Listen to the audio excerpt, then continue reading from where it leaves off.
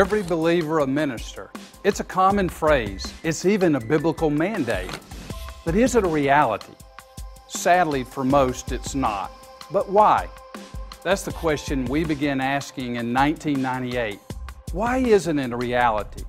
From my years of experience in working with individuals, churches, and organizations across the country, I have found that the answer to my original question is a matter of intentionality.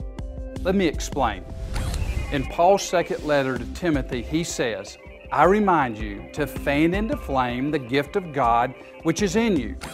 Fanning into flame is a statement of intentionality. Paul is stressing the importance to Timothy of intentionally developing the gifts he's been given by God.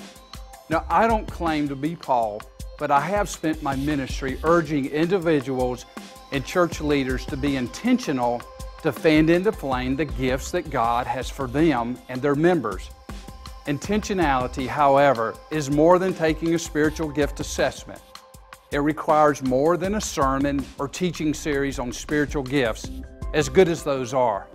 It requires a commitment to a process of assessing, blending, and connecting each individual to hear their stories, to let them understand how God has gifted them, and to intentionally put them on a path where they can fulfill the purpose that God has for them.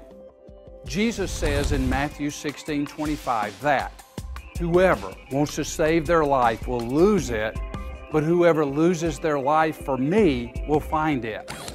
At Place Ministries, we summarize this by saying, you find your life as you give it away. Do you know what you have to give? I do believe with all of my heart that every believer is a minister. I want you to find your place. If you're coming to this site, know it is not just for church leaders, pastors, church staff, organizational leaders, or just individuals. It is for each of you, and I want to help you. We look forward to helping you any way we can. May God bless you as you find your place in life and ministry.